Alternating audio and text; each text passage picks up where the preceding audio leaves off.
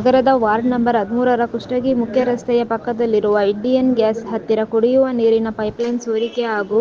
ಮಳೆಯ ನೀರು ಬರುವುದರಿಂದ ರಸ್ತೆಯು ಸಂಪೂರ್ಣವಾಗಿ ಹದಗೆಟ್ಟಿದ್ದು, ಇದರಿಂದಾಗಿ ಬಸವ ಕೇಂದ್ರ ವಿದ್ಯಾರ್ಥಿ ನಿಲಯ ಹಾಗೂ ಆನ್ ನಕ್ಲ ಪ್ರಾಥಮಿಕ ಶಾಲೆಯ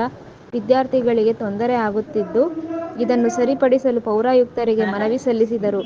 ಯಾವುದೇ ಪ್ರಯೋಜನವಾಗಲಿಲ್ಲ. ಕೂಡಲೇ ಪೌರಾಯುಕ್ತರು ತ್ವರಿತ ಕ್ರಮ ಕೈಗೊಳ್ಳಬೇಕು ಎಂದು ಸಾರ್ವಜನಿಕರು ಒತ್ತಾಯಿಸಿದ್ದಾರೆ.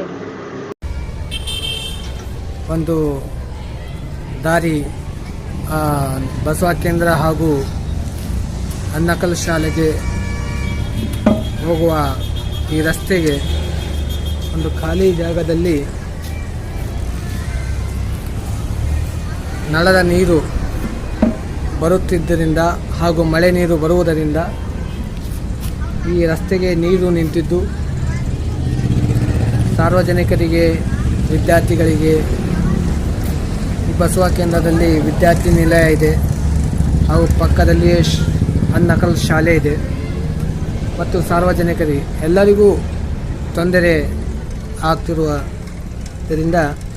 ನಗರಸಭೆಯ ಪೌರಾಯುಕ್ತರಿಗೆ ಹಾಗೂ AWರಿಗೆ ಮೌಖಿಕವಾಗಿ ಫೋನ್ ಮುಖಾಂತರ, ವ್ಯಾಟ್ಸಪ್ಪು, ವಿಡಿಯೋ ಮುಖಾಂತರ, ಫೋಟೋ ಮುಖಾಂತರ ಕನಿಷ್ಠ 15 ದಿನಗಳಿಂದ ಅವರ ಗಮನಕ್ಕೆ ತರ್ತಾ ಇದ್ದೇವೆ. ಒಂದು ಮನವಿ ಪತ್ರವೂ ಸಹ ಕಳಿಸಲಾಯಿತು ಹಾಗೂ ಆದಾಗ್ಯೂ ಸಹ ನಗರಸಭೆಯ ನಿರ್ಲಕ್ಷ್ಯತೆಯಿಂದ ಸಾರ್ವಜನಿಕರಿಗೆ ತೊಂದರೆ ಆಗಲಾರದಂತೆ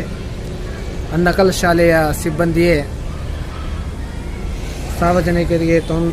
ರಸ್ತೆಗೆ ತೊಂದರೆ ಆಗಬಾರ್ದು ಎಂಬ ಉದ್ದೇಶದಿಂದ